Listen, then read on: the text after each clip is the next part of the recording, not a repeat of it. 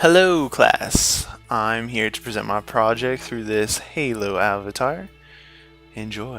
In my childhood, I have read many different versions of Little Red Riding Hood, and as a child I must admit it was probably one of my favorites. I used to have my grandmother read me the German version and my mother read me the Americanized version. Now obviously there's a huge difference between the two, but I never understood as I got older how everyone could relate Little Red Riding Hood to rape. It's kind of a leap to me. But to add more clarification on a deeper level, Little Red Riding Hood can be seen as a person learning to cope with their surroundings. Also, as many people have argued over the ages, Little Red Riding Hood is a story about male attitudes about women portrayed as eager to be seduced or raped. Zipes, page 35. Dawkins would agree that the persistence of a story that presents rape relevantly in a discursive form to indicate the girl asked to be raped or contributed to her own rape can be attributed to the struggle among competing memes within a patriarchal society, that the end view of rape from a male viewpoint that rationalizes the aggressive male sexual behavior. Zipes, page 37. What Dawkins suggests is mainly that this story was a way to justify rape, and instead of looking inwards as a male desire being wrong, it was justified that she was asking for it. Although some evolutionary psychologists believe that rape concerns the male's desire to propagate his genes as a desire for sex and a capacity to engage in the pursuit of violence.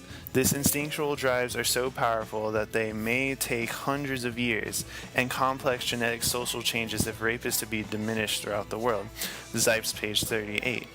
Considering this point of view by evolutionary psychologists like Zipes, it makes sense that males would like more offspring.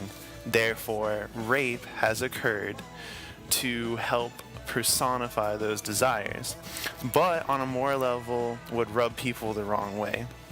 What is implied is not that rape is okay, but that rape is a byproduct of social, psychological pressures of the past.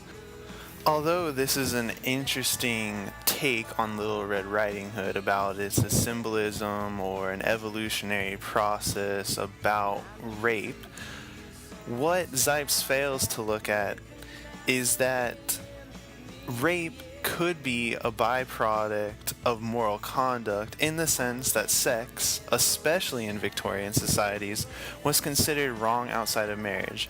When you put social pressure like this in a society, it causes to go underground and comes out in other forms like rape. According to Michel Foucault, repressing sexual desires was a roundabout way to bring sex to the forefront of our minds. The more you deny something, the more it will be brought into your subconscious. Indeed, Little Red Riding Hood could have been a way to bring rape up to the subconscious level and allow people to deal with the fact that girls were getting raped and something needed to be done about it. In long past, rape has always been looked past because of male-dominated world. There were 1,000 excuses of why it happened, and most of the time, men were not held accountable back in the day. Only recently have people really started to deal with this problem. So rape is not necessarily an evolutionary thing, but more in the sense that it was repressed, sexual desire was repressed, and therefore rape occurred. Outside of that, I think Little Red Riding Hood is important because it shows that you cannot stay a child forever, and that you cannot be naive forever. You must grow up and be aware of your surroundings at all times.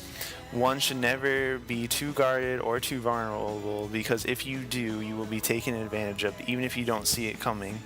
Also, in the end, women should be treated with respect and not as an object, because if you treat them like an object, you will end up dead. Just like in the story of Little Red Riding Hood. I can change, I can change, I can change.